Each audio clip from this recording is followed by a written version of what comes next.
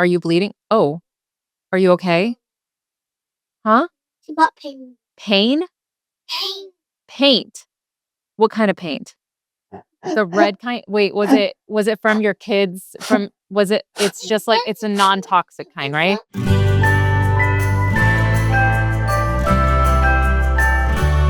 How to survive the classroom. Hey, teacher besties. I am so excited to share with you that my book, They Never Taught Us That, is available for pre-order right now. It is everything inexperienced first-year teachers need to manage the chaos of the modern classroom, including some anecdotes to make you feel a little bit better, because if there is a way you can screw up, I have probably done it. It also has advice on how to build trust with families, how to manage grading and lesson plans and IEPs and everything in between that they never went over in your teacher prep program. They Never Taught Us That is available everywhere right now for pre-order. Hey, teacher besties. Welcome to How to Survive the Classroom. I'm Andrea Forcum. I'm Gerry Patoka. And guys, guess what happened yesterday? What happened? It was my birthday. It was your birthday. Yeah, stunning everyone, shocking the world at large. I did turn 39. That's the point where you're like, no, Andrea, you look so much younger and so youthful. Yeah. Okay, all right. You know what? Okay. So I decided because I said because I'm having an existential crisis, I'm doing this, but actually I'm not.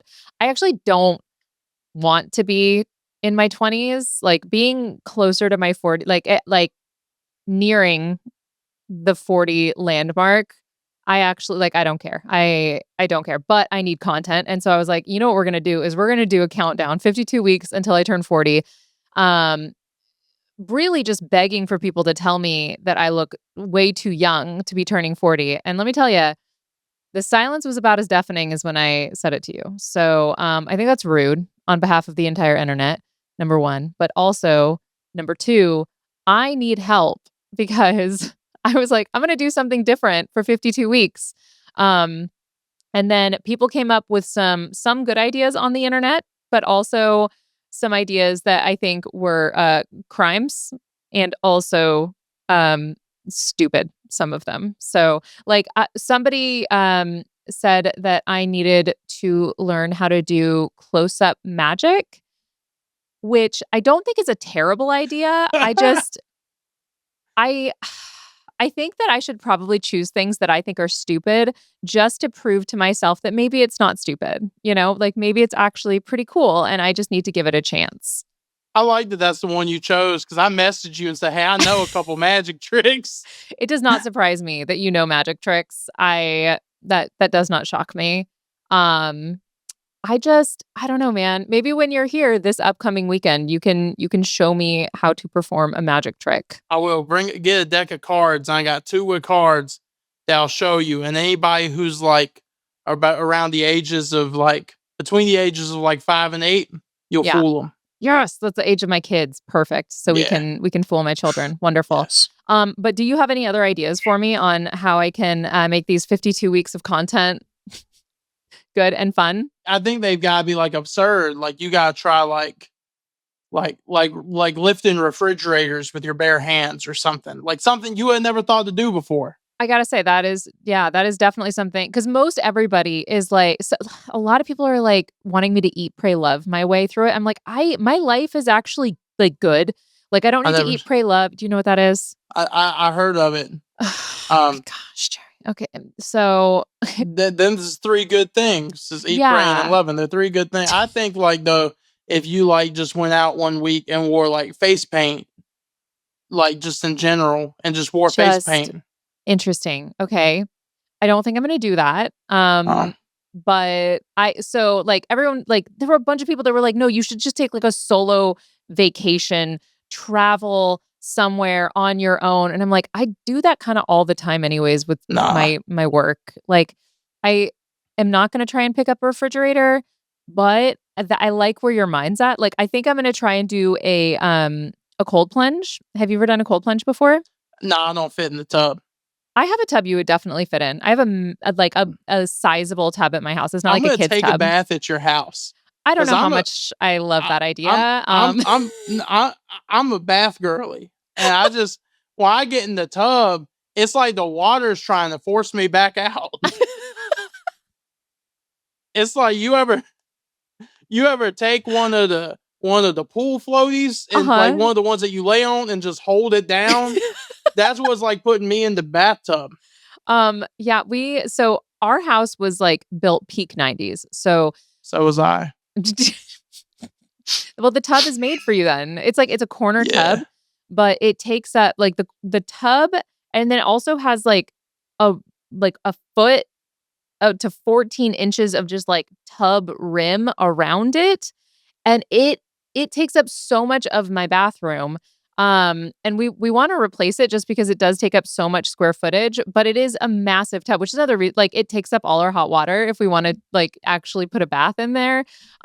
So yeah, as long as we figure out a time, we can schedule a time for you to use our tub, so you can be a bath girly for. Yeah, I'm gonna put rose petals in there, like some candles. Yeah, you and Steven, honestly. I'm gonna put my feet up. I'm gonna read a book. That sounds lovely. That with sounds pictures magical. in it. Okay, so pick up a refrigerator. Anything else we're gonna add to my list of things? I mean, I think you could like carry around like a bowling bag. A bowling bag? Yeah, make people think you bowl for real. Oh, like just build up lore about myself. Yeah, just like Interesting. like just Okay. yeah, just like you could you like go buy like clothes that you would never wear. Like go buy like thrifted clothes and carry around a bowling bag and make people think, nah, like you going through this Big Lebowski phase or something. Okay, so when you said clothes I would never wear, I immediately thought of like old-timey like Ren Fair garb for some reason. Maybe not that. Which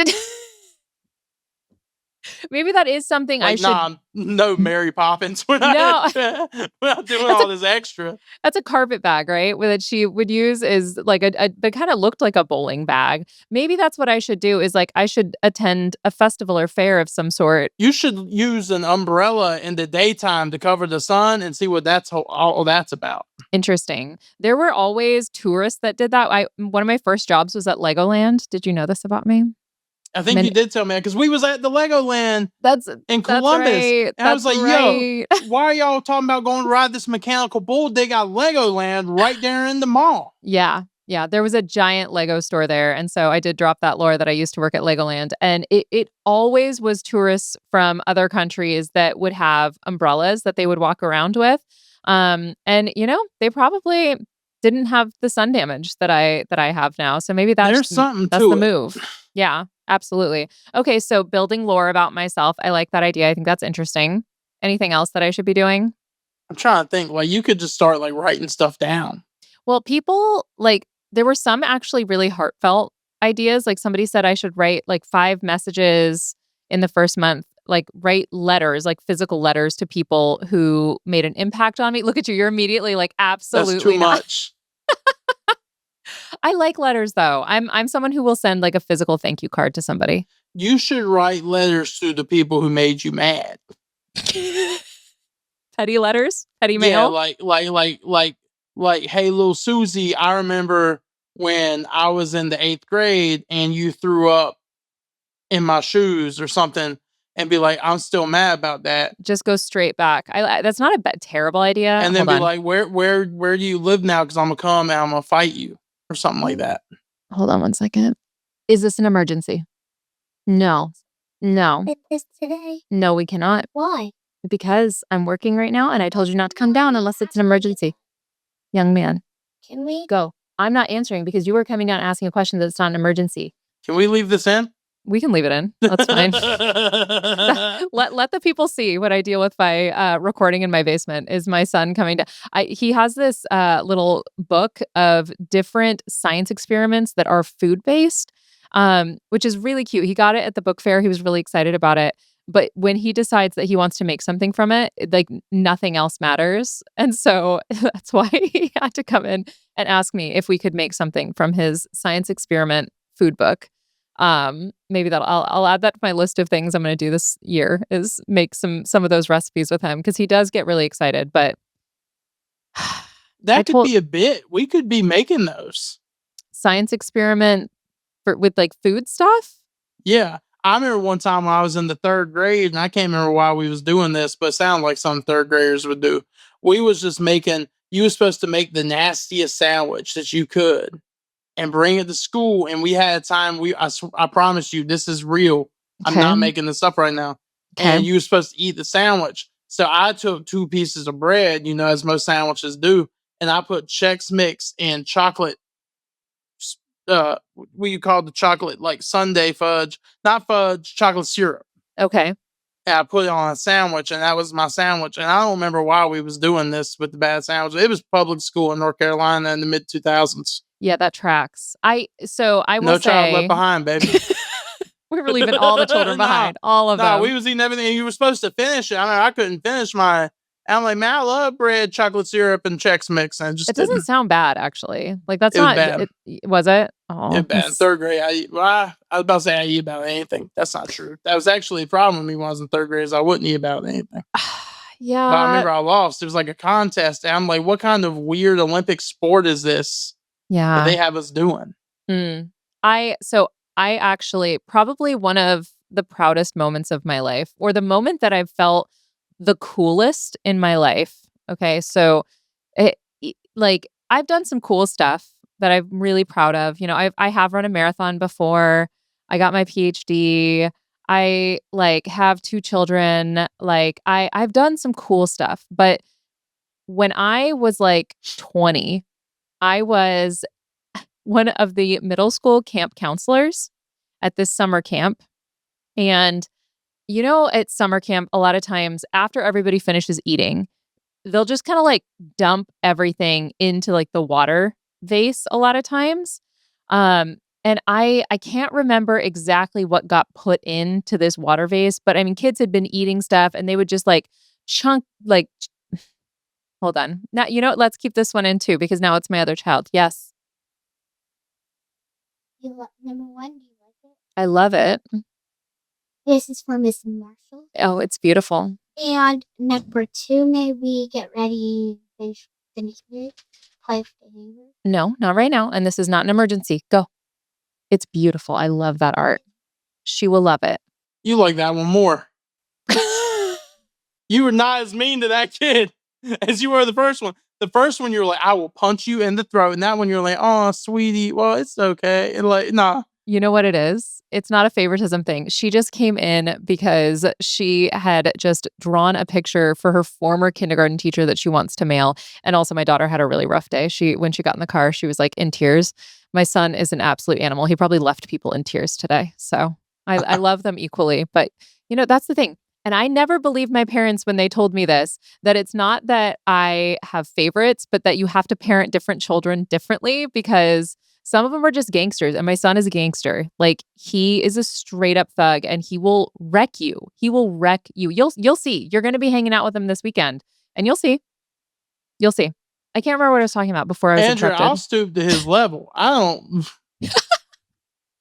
You dueling wits with my 5-year-old is going to be better than the show. Anyways, my best moment of my life. So all of these middle schoolers have like thrown all of these food items and drinks and like everything into a vase. And then they started saying like, we need to get somebody to drink this, right? And then they were like, no, we need to get one of the chaperones to drink it. And it was like me, and all the other chaperones were like all dudes. There was like one other girl group, so there was only like 2 female chaperones. And I drank it. I drank the whole thing. I was in a cafeteria of middle schoolers chanting "Go, go, go," and I chugged the entire thing. And when I finished it, everybody like lost the crowd went so wild, and I have been chasing that high ever since. It was probably my proudest moment. I've never felt cooler or more nauseous. I'm glad that one was actually cool, because you said some other ones like being a parent and stuff. I was like, nah. I fell off the hood of a moving car one time. I wanted the swag. Why were you on a hood of a moving car? And we weren't going far. That's okay. I didn't want to get in the back. I was like, hey, I'll just sit on the hood and let's just be careful, man. He turned. I fell up. I mean, I pounded a Diet Coke one time that I busted open on my head. Mm-hmm. Did you crush the soda can on your head after you drank it out and it was empty? Nah. Oh, it was full. That's how And then Eh, shotgunned it. I The don't Diet Coke. I don't really believe you. So I'm gonna need you to do that again this weekend at the show. I probably could. You should. You You gotta absolutely lock should. in though, because if you pull back, it just hurts. You gotta like, ow! You Guys, gotta tear it up.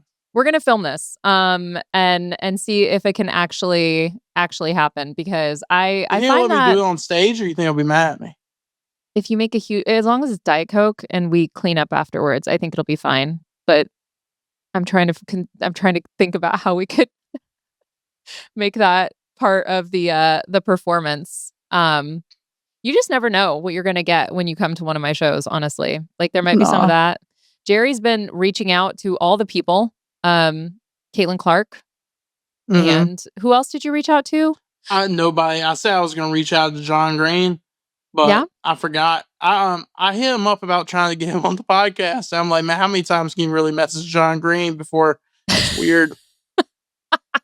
Which, guys, in case This you is the didn't Fault in Our know, Stars. yeah, like yeah, Gerry's favorite book, The Fault in Our Stars, but also he's local. Like he lives in Indianapolis, and so that it wouldn't be the craziest thing for us to get him on the podcast. It would be very cool. Or Caitlin Clark.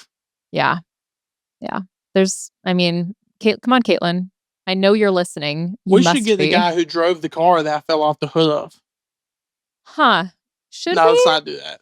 But that would be funny though. It'd be a short one. It'd be like, what kind of car was it? And it's like, yeah, it was a Mustang. That it would be That's a why I choice. didn't get in. It's a Mustang. I didn't want to go all the way in the back. So stupid. I That's just held on to very the unsafe. wipers. Okay, guys, don't do that. Okay, just like, don't do that. Okay, before we go to break, do you have any other wise ideas of what I should do? Because we've got Get like you some sunglasses like this. lore building. Those are some sunglasses. I don't know about those. Those are kind Get you of. some windshields for your face. You need to get you some Crocs that got headlights on them. Do you own Crocs? I hate Crocs. That's right. We've had this discussion before. So much. I think I bullied you for your Crocs and your, what are they called? Wiglets. What are the things? Gibbets. Gibbets. I have a Crocs book bag. I know. And you had your gibbets on your Croc book bag and I bullied you for it. And I stand by that. That should be one of the things before you turn 40 is you get some Crocs. You get some Crocs. I still have You my will not regret dignity. it. I definitely would, because I've talked so much smack now. You know, it's one of those things, like if you have hated something so much your entire life and then you go back and you start being a part of like whatever that group or community or trend is, that is embarrassing. You can't do it. I used to hate steak. I don't think that's the same thing, Gerry. It is the same, because I'll tear up a steak now. And you might tear up some Crocs. I really don't believe that I will, though. I just, in my heart of hearts, I don't know if it's the move. They got like Croc high heels. They got like, you can get Crocs for your dogs. Wow. You can get like windshield wipers on them. Yeah. Just in case. It's a thought. Yeah, I'll take it under advisement. How's that? I don't believe you. All right. On that note, we're going to take a quick break. And when we get back, we have some questions that we are going to do. So be right back. Have you ever wondered what I would say if my mother and my administrators weren't watching every single thing I do on social media? Well, that's exactly what my stand-up show is. And I'm going to be coming to a town near you super soon. You can get tickets at educatorandrea.com/tickets. Welcome back, Teacher Besties. So we got a voice memo sent to us. So we are going to listen to that and see if, I actually don't know if it's a question or a story this time. So let's check it out. Good morning. Love the podcast. Actually, you're one of the reasons I looked at getting into the whole school space. I just had a question, though, about burnout. I'm currently back in school trying to get my degree to start this process, and it's been really hard recently. It's been hard to actually go through it. And I actually got a couple questions from people I've told about this and asking how I'd handle situations, kind of like in your most recent podcast, you talked about the whole ICE issue, and I've gotten people in my life asking me questions how I would handle it, and I haven't really known what to say. But I guess my overall question, is just how would you handle burnout in the process of trying to get into the school space when you're feeling overwhelmed? Like, what advice do you have that would try and get someone over the hump of all this? Again, love the podcast. Keep it up. We'll go down one of your shows in the future. Bye. Thank you so much. Okay, I get this question kind of a lot because burnout is one of the things that I think especially this time of year, like January, February timeframe, for those who are on like a traditional calendar. I feel like this is when you really start to feel it because you hit this stretch between Christmas break and spring break that feels endless. And especially for those of you guys who are just now getting your teaching license, because as Gerry is discovering, a lot of times you have other things that are required by the state for licensure.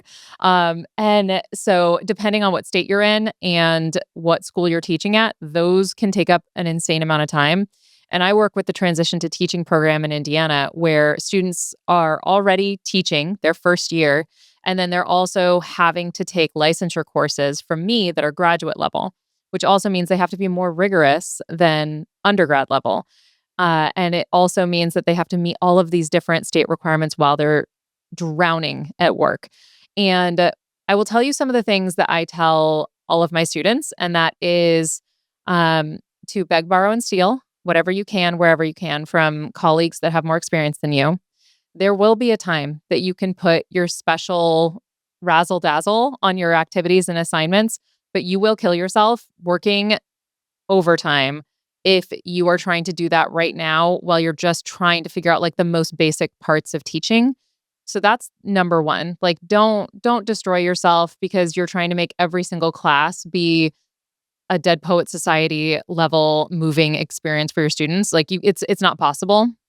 So that's I think one of the biggest things. Don't grade everything. Do not grade everything. And you don't need to give an explanation to your students for every single assignment that they've turned into you, because a lot of times I'll go around, do spot checks and be like, okay, I read what they said. That tells me what I need to know for the next lesson. So don't grade everything.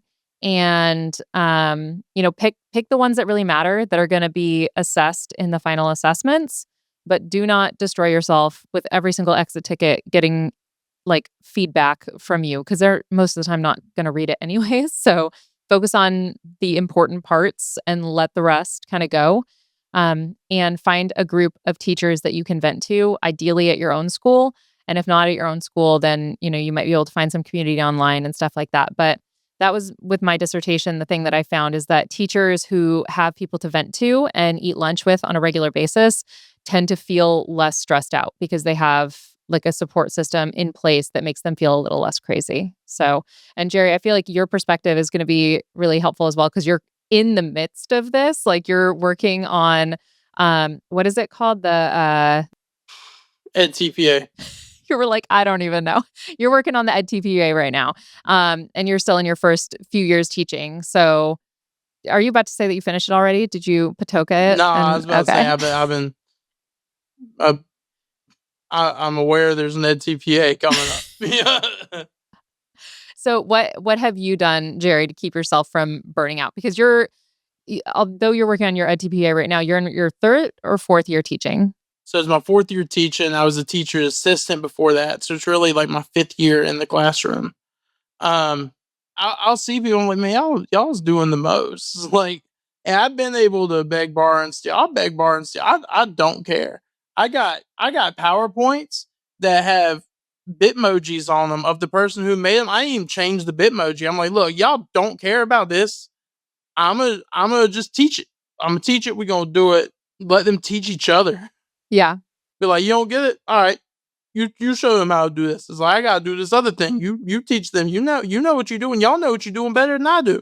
That's actually really good advice though, Gerry, is to because there have been times where I taught kids that were absolutely smarter than me. I taught an AP language class and we were reading Scarlet Letter and it's one of my least favorite books to teach. And they would bring up these things that were just so insightful and all of that. And I was like, you know what? For good reasons now, we're going to sit around and we're actually going to discuss our findings. And you guys are going to teach each other. It is research back to put it on them and have them do the work. Because that's the other thing, is figuring out how to help students navigate whatever the topic is, but making sure that they are doing more work than you are as the teacher, I think is also really key. Like, you shouldn't be doing all the mental work in the classroom. Like, it should be the students that are having to do the mental work of learning. That's like a proven way that some people learn is by teaching. Yeah. Like, I've had curriculums where I found out, like, I'm like, yeah, I didn't know I was going to be teaching this. And I've learned it by teaching it. I'm like, this makes sense. I got this unlocked. We gonna get burnt out. Don't be like, I don't get people like won't take time for themselves. I'll take a day off. I'll be respectful and take like a Wednesday off, a day off. People aren't gonna be off. I've taken days off before and just like sat at the house, or I've gone and drove Uber or something just to make a few dollars, ease my money about any financial burdens. I've taken a day off, gone to the movie. I don't do it all the time, but I was like, you gotta take time for yourself. Like, don't put, yeah, like you said, you don't gotta be Dead Poet Society. School of Rock that Joker a couple of times. Like, stand up on that and just do what you want. Like, I mean, and I think the kids appreciate that more when it's like you with them. You're like, look, I'll tell my kids sometimes, and this, I'm like, look, I know y'all don't care about this, and I get it, but sometimes we gotta do it, and this is stuff you gonna use. So let's just do it. Like, why when we sit around complaining about it and being upset about it and moping about it, we're just all gonna stress ourselves out. So let's just lock in and do the thing. Before, when I had a book that I had to teach that I absolutely hated, we got together and we like created almost like a burn book about all the things we hated. And it sounds crazy, but like it's super effective analysis. Like, oh, why do you hate this character or this part of the book? Well, because they did this, this, and this, and they're misogynist, and this is absolutely like such a dated theme and blah, blah, blah. Like, all of those things, like, it sounds crazy, but they're still analyzing the text. They're doing all of the things that we want them to do, but then it's a little bit more fun and it's honest. Like you said, like we don't love everything that we teach every time. And so it does allow us to have a little bit more fun. And I think the thing I had to really learn is to not hold myself to a standard that I would not hold anyone else to. Like, I would be so much harder on myself than I would ever be on anyone else. Like, if I would be staying at the school until 7 p.m., I would be stressing out, taking all this grading home, like doing all of that. And then I finally realized, like, oh, number one, like, I'm burning out. Number two, my administrator was literally telling me, like, you're doing too much. You need to stop. And I'm like, okay, well, like, why for what? Like, who am I trying to prove, and what am I trying to prove this to? Like, why? And I think that's a huge part of, especially teachers who are type A, which I'm not. I'm a type B teacher very much, but like, I did have to learn that, like, sometimes the only person putting that pressure on me was me. And so if there are things that you are holding yourself to that isn't part of your expectations, is not part of your actual job, like, just let it be chill. Hey, no one actually cares if your bulletin boards are changed monthly or seasonally. One of my last years teaching, I had the August calendar up the entire school year, like the whole school year. And you know what? Nobody cared. They roasted me for it, but I'm like, it's not the biggest thing right now. Like, I have other things I'm trying to get done in this classroom. I don't care that it says that it's August 12th. Like, it doesn't matter, because that was the last time I had enough energy to have the creative inspiration to change that stupid bulletin board. I will leave questions written on my board for weeks. Yeah. Yeah.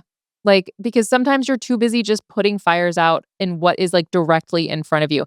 And I do think that's partially why people who have ADHD tend to not burn out as much as teachers, because we are so like driven by the stimulant of seeing something directly in front of our face, and we're able to compartmentalize and not be stressed about those other things, because we genuinely, at least for me, I forget them, which is why I have to have like really specific checklists. So yeah, but hopefully that answers your question. I know that was a very long answer from both of us, but hopefully that was helpful.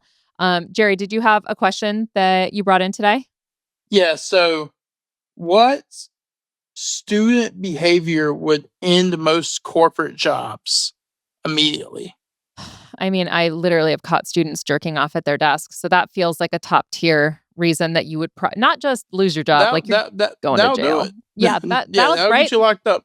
That will every single time. I mean, like I feel like there's so many things that kids are allowed to get away with, and then and to be fair, like school is not your job, I guess, but I do feel like we should be helping prepare them in every way possible for the reality of when you get out there in real life, you can't talk to people like this. It's not going to go well. And if I go get my taxes done and the accountant comes in with some pajama pants on and a hood and one AirPod in, I'm like, yo, can I get somebody else? I'm done. I'm leaving. That is really interesting too, how like I feel like as a society have kind of said like, you know what? Who cares about dress code? Like wear what you want. Because when I was in school, it was like you had to wear jeans, and it was iffy on whether or not you could have holes in your jeans. Yes. She's got pain in her mouth. Is she bleeding? Are you bleeding? Oh, are you okay? Huh? She got pain. Pain? Paint. What kind of paint? The red kind? Wait, was it from your kids? It's just like, it's a non-toxic kind, right? It's from the art set. Okay, then it's fine. No, you can't be on camera. Go. It's from the tube. Okay, you're fine. No, okay, go. Go. Listen, it's okay, Evelyn. It's non-toxic. No, go. You're fine. You're not gonna die. Just go. You just go rinse your mouth out a few times. Okay. If you start feeling like you got a stomach ache, we'll call poison control, but I think you'll be just fine. My kids are eating paint. You had actual emergency that time. It was an actual emergency. Yeah. I farted. She's fine. That made me laugh so hard. I farted. No, my daughter did consume a little bit of paint, but it's a non-toxic like art set that she got for Christmas. I mean, who amongst us has not eaten a few crayons, drank a couple liters of paint? I used to put Play-Doh in my mouth. Yeah, so did my kids. My son especially. My early 20s. Not playing. I was a young boy. I was a young baby child, and I was just eating boogers and Play-Doh. Delicious. Sounds lovely. Those are also things that if my tax accountant started doing, I would probably not hang out there very long. I would say no, thank you to that. Like he pulled out a little Play-Doh and I'm like, nah, bro. I gotta get somebody else, bro. If I go get my taxes done, he's eating blue Takis on his desk. I'm like, yo, can I get somebody else? Oh, what a world we're gonna be in soon! Is that kids are gonna be like the kids of our classrooms are one day going to be accountants, and we're gonna roll up and they'll be drinking Monster Energy drinks and eating blue Takis at 8 a.m. right before doing our taxes. How do we feel about that, people? I don't know how I feel about that. That's crazy. They can't freaking. We have that now. That might be answering one of these other questions. Like some of these people can't teach your kids unless they have a cotton candy Alani in the mornings. I'm like, what, 5? That is true. That is crazy. You know what would be really funny? I think we'll have to do this next episode. Is what are the icks we have for like behaviors that we see in professionals that we see with our students all the time. But like if I saw a grown adult eating Takis at 8 a.m., like in any profession, like a medical doctor, if I went to the medical, to go to see a nurse and they're about to tell me anything and they have blue Taki dust on their fingers, immediately no, I can't do it. Secret time? What? Do you have blue Takis right now? No.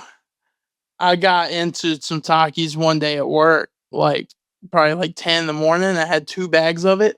And I pooped my pants at my desk. Gerry, how did we get this far into the episode and you are just now telling me that you pooped your pants? This wasn't today. When was it? You pooped your pants? A couple years ago. Yeah, how do the lore that you bury, like it is not something that needs to immediately be disclosed. How much did you poop your pants, man? I hate that you're having to think this hard. You shouldn't have to think this hard with that question. I farted and it was like, you ever sneeze and the snot comes out? that's what happened when I pooped my pants. And I knew what happened. Yeah. I could bet. feel it. Like my seat got hot and I stood up and I'm like, yo, I just pooped my pants at my desk, man. And I call and I get coverage and I sneak out with my back to the board and went down the hallway and was like, I pooped my pants. I cleaned out as best I could. I went back to the room. When that class went to lunch, I went to the office and said, hey, my stomach hurts. I'm sick. And I went home. What kind of pants were you wearing? Were they like khakis? So I don't wear real pants. I wear like these athletic thin pants Oh, that's a choice. that look like khakis, but they tie with a drawstring. Because I don't wear belts. Like Gasper. Gasper doesn't wear belts, does he? Hasn't he had this conversation? I don't think he does. Yeah, This is a conversation I should have with him. But I don't wear belts. Okay. Because I don't like when my stomach gets stuck to the belt buckle, so I just don't wear them. Okay. I wear pants with drawstring, and Dick's Sporting Goods makes these little thin pants. This isn't an ad, by the way, but if they want to hit us up, they can. I don't think Dick's Sporting Goods is going to be jumping at the opportunity to hear about how you shit one of their pants. I think we're safe. And Andrea, in all honesty, these might be the exact same pants. Oh, thank God they're not retired. What a gift for all of us. No, and yeah, but nah, and that was because of the blue talkies. Is that what we're saying? I was doo-dooed up. That's why I wear these long shirts and stuff now in case I dookie, it's covered. Did we learn our lesson? No. Them Takis is good, man. I know why the kids are eating them. This is not an endorsement for Takis, by the way. But they want to hit us up. I think this is a worse Takis commercial than it is Dick's Sporting Goods pants commercial. I think it's better for the pants because you're still wearing them even after you done shat them. Longevity of these pants. No, wait a minute.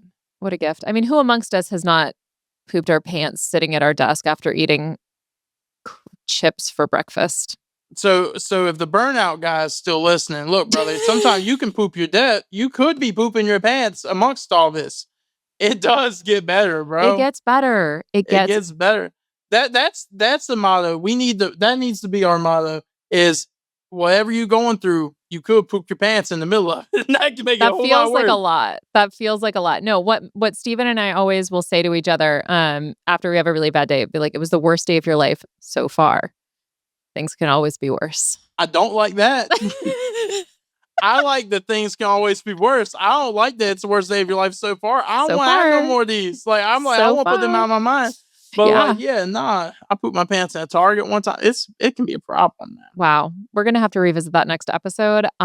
We could do a whole episode on times I have pooped my pants. I got another story, but I'm going to save it. Okay.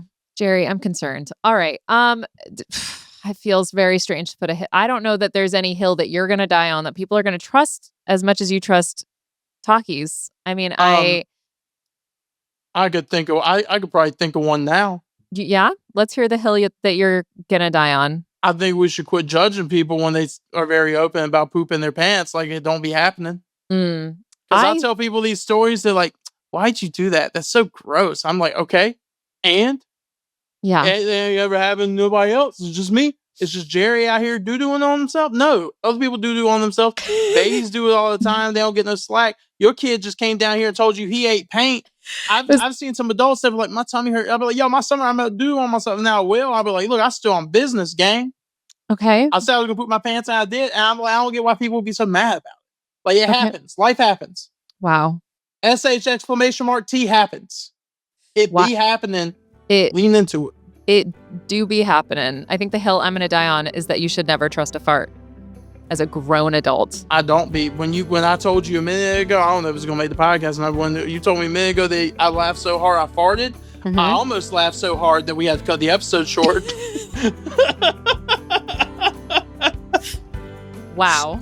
Well, I can't wait for next episode when we can talk about more of the times that you pooped your literal pants. And I can't wait for your students to hear this episode.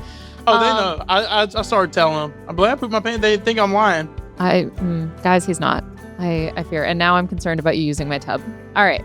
If you guys have thoughts about what we chatted about today, which I'm sure you do, or if you have a story that's going to make Gerry feel better about pooping his pants at work, please send it in. We would love to hear it.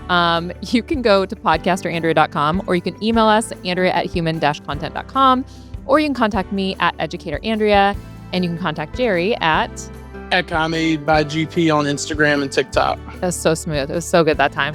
And you can contact the whole Human Content Podcast family on Instagram and TikTok at Human Content Pods.